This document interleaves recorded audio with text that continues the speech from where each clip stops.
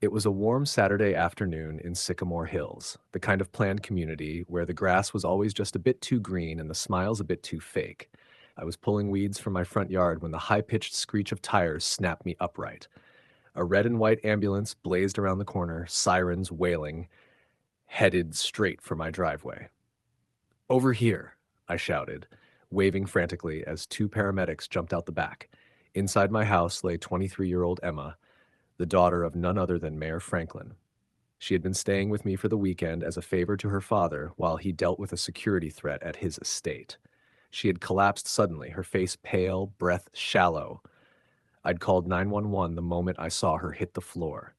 But just as the paramedics rolled the gurney toward the front steps, a shrill voice cut through the chaos like a dagger. "Stop right there. This is not an authorized emergency access point." I turned to see Karen, the HOA president in all her khaki-caped glory, marching down the sidewalk like a mall cop with delusions of grandeur. Clutched in her hand was the ever-present clipboard of doom. Her graying bob bounced with each aggressive step. "There's an ambulance here for a medical emergency," I shouted. "She's not breathing right." Karen didn't blink. "Your driveway is technically common HOA property. Emergency vehicles must use designated access roads only. This has been clearly outlined in the Community Guidelines, Section 4, Paragraph 17. The paramedics looked at each other, then at me. "We're losing time," one muttered. "I don't care what your bylaws say," I barked at Karen. "Move out of the way." Karen stepped directly in front of the gurney, arms folded, clipboard raised like a riot shield. "If I allow this today, everyone will think they can use HOA grounds as they please. We have rules for a reason." "She could die," I shouted. Karen gave me a tight-lipped smile. "And she'll do so in accordance with the HOA regulations." One of the paramedics pushed past her anyway. Karen tried to block him with her clipboard, but he dodged her like a linebacker. The other paramedic followed, wheeling the gurney up my driveway with expert speed. Karen whipped out her phone and began filming. "This is a direct violation of our community rules. I'll be filing fines, citations, possibly even calling the sheriff." I didn't respond. I was already inside, helping the EMTs stabilize Emma. Her pulse was faint. Every second mattered. Outside, I could hear Karen ranting into her phone. She was trying to call the HOA legal team. Of course she had one. As the EMTs loaded Emma into the ambulance, one of them muttered, "She might not have made it if we waited." Karen still stood in the street, smug and oblivious. What she didn't know, what none of us knew yet, was that Emma wasn't just the mayor's daughter. She was also the key to uncovering a secret that could shatter Karen's entire petty empire. The ambulance roared down Sycamore Lane with Emma inside, lights flashing, siren cutting through the air like a blade. I stood frozen on the porch, adrenaline still coursing through me as the echo faded. My hands were shaking, not from fear, but fury. Karen had nearly cost someone their life, and not just anyone. The mayor's daughter. Karen, meanwhile, was unbothered. She stood in the street like she'd just won an award, clutching that cursed clipboard as if it were a shield of righteousness. Her lips were twisted into a smug smile. "You'll be hearing from the HOA," she called out, "and possibly my attorney. This incident will not be ignored." "No," I muttered, walking toward her. "It won't." She squinted at me, unfazed. "Rules are rules. If we allow paramedics to enter wherever they want, what's next? Pizza delivery on the grass? Amazon trucks in the flower beds?" I stared at her in disbelief. "That was a medical emergency." "Which I documented thoroughly," she snapped, tapping her phone. "I've got footage. Full compliance violation. I'll be submitting it to the disciplinary board tonight." That night, I didn't sleep. I sat in my kitchen, scrolling through news updates and checking my phone for word on Emma's condition. At 3:42 a.m., a message came through. "Stable, but still unconscious. Mayor Franklin has arrived at the hospital." I exhaled, feeling a wave of relief. And then dread. Because when the mayor found out what happened, who had delayed medical help, there'd be hell to pay. By sunrise, the fallout had begun. It started with a knock on Karen's door. I watched from my window as two uniformed officers handed her an official-looking envelope. Karen, wearing a bathrobe and fuzzy pink slippers, opened it and immediately began waving her arms in protest. She stormed into the HOA clubhouse an hour later like a hurricane wrapped in polyester. I followed her from a distance, curious. Through the glass windows, I saw her pacing in front of the HOA board, red-faced and ranting. She kept stabbing her clipboard toward a stack of papers and waving her phone in the air like it was a sword. But the board members, normally as spineless as overcooked spaghetti, looked uneasy, nervous. One woman even raised her hand timidly to speak, only for Karen to shush her mid-sentence. Word spread fast. By noon, the whole neighborhood was buzzing. Did you hear about Karen blocking the ambulance? They say the mayor's threatening legal action. I heard someone from City Hall's coming down to investigate. That last part turned out to be true. At 3 p.m., a black town car pulled into the neighborhood. Out stepped a sharply dressed man in a navy suit with a lapel pin that all but screamed, "Government." He walked straight into the clubhouse with a briefcase and a grim expression. Karen tried to intercept him at the door, clipboard ready, but he brushed past her like she wasn't even there. That night, our HOA website quietly changed. Under the community news section, a single update appeared. Special emergency meeting scheduled, attendance mandatory for all board members. The mayor hadn't even spoken publicly yet, but his silence was louder than thunder. And deep down, I had a feeling Karen's little clipboard wasn't going to protect her from what was coming next. The clubhouse was packed. Folding chairs filled every square inch of the main hall, and still people were standing in the back. Even the nosy neighbors who normally skipped HOA meetings unless free snacks were promised had shown up. But there were no cookies tonight, just tension, thick in the air. At the front of the room stood the HOA board, 5 members and Karen at the helm, trying her best to look composed. She wore her signature blazer with the HOA crest stitched onto the pocket and a fresh set of printed community bylaws tucked under one arm like a Bible. But her smile was tight, and her usual booming voice had lost its edge. Beside the board stood the sharply dressed man from the day before, City Compliance Officer Julian Reed, sent by the mayor's office. His mere presence had silenced the room. No one dared interrupt as he stepped forward to the podium and cleared his throat. "Good evening. I'm here on behalf of Mayor Franklin," he said, his voice calm but razor sharp. "Yesterday, a medical emergency occurred at the home of a resident, an emergency involving the mayor's daughter, Emma Franklin." Every eye turned to me. I felt my face flush but held my ground. Officer Reed continued, "I have reviewed the footage provided by the HOA president as well as statements from paramedics and eyewitnesses." Karen straightened with pride. "As you can see, I acted within my authority to protect the community's property guidelines." Julian turned to her slowly. "Your footage shows you physically obstructing trained medical personnel during an active emergency." Karen blinked.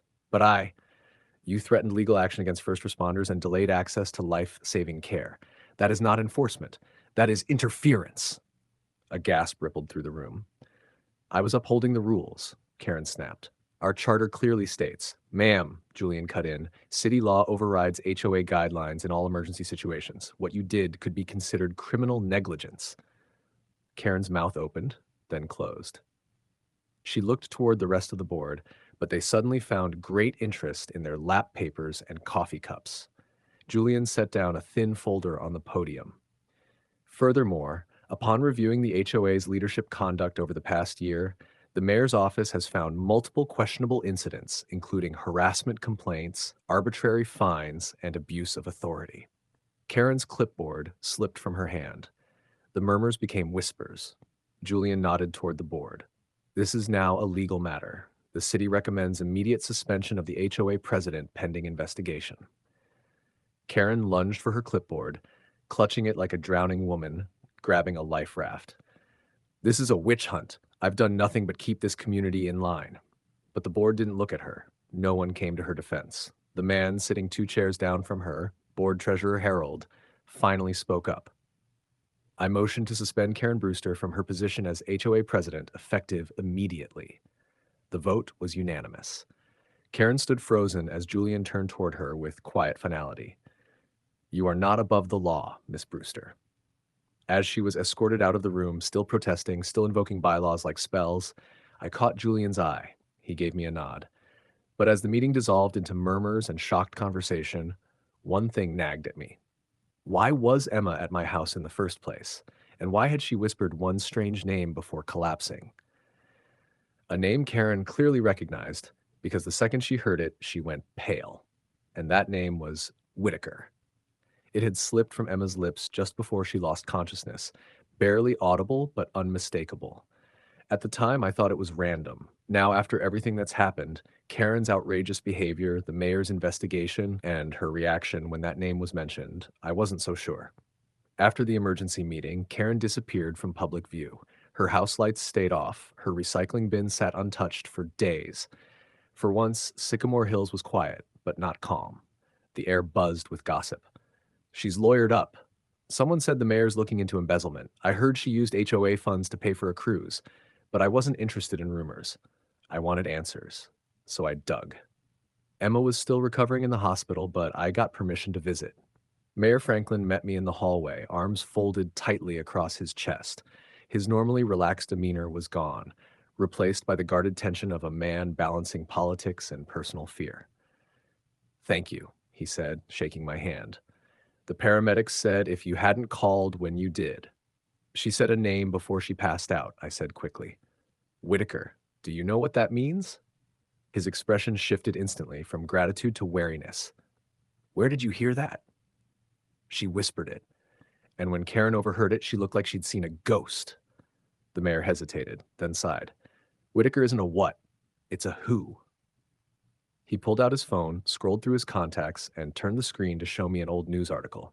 The headline read, "Whitaker Realty under federal investigation. CEO disappears after fraud allegations." The article was dated 12 years ago. That man, the mayor said, tapping the screen, was Emma's godfather and Karen Brewster's former boss. My heart stopped. Wait, Karen worked for him? More than worked. She helped cover up parts of the operation. Shell companies, fake mortgages, phony HOA developments. When the feds came knocking, Whitaker vanished. Karen was never charged, but she changed her name, moved here, and laid low ever since. And Emma knew?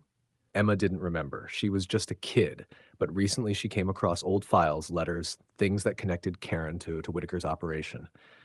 She brought them to me a week ago. She was scared. I sat back in my chair, stunned.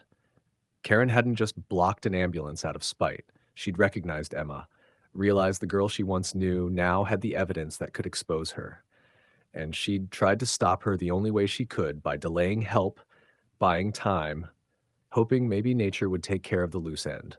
This wasn't an abuse of HOA rules, I muttered. This was attempted murder. The mayor's face darkened. And if that's true, I'll make sure she's prosecuted to the fullest extent of the law. But I wasn't done. If Karen was tied to Whitaker, then maybe the HOA wasn't just her personal playground. It might be part of something much bigger, something still operating in the shadows. And as I left the hospital, one thing became terrifyingly clear. Emma had survived, but the storm was just beginning.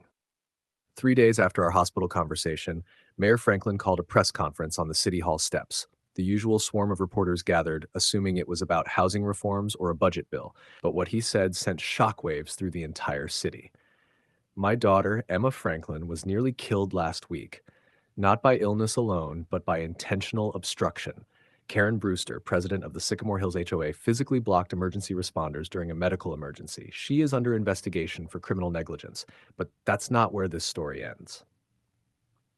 He paused, lifting a thin, worn file for the cameras to see. This community deserves to know. Karen Brewster is not who she says she is. Her real name is Catherine Brewster Wilkes, former chief financial officer of Whitaker Realty, an organization that defrauded hundreds of homeowners out of their life savings.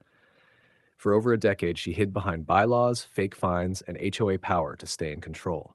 But her past has finally caught up. The press went wild. Within hours, Karen's face was plastered on every local news channel and website. Old photos surfaced, her standing beside Whitaker, champagne in hand, signatures on fraudulent property deeds. All of it archived, all of it damning. At Sycamore Hills, things unraveled fast. Residents who'd been fined for trivial infractions like mismatched mailbox paint or garden gnomes dug up receipts. One neighbor found that Karen had approved over $60,000 in neighborhood landscaping from a contractor who didn't exist. Another discovered she'd been collecting cash late fees directly into a private account. A class action lawsuit was filed before the weekend. But that wasn't the end of it. That Friday morning, the FBI arrived.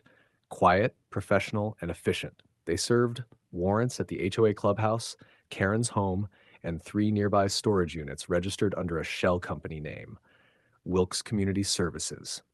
Boxes of documents, hard drives, and checkbooks were carted out like bad memories finally being dragged into the daylight.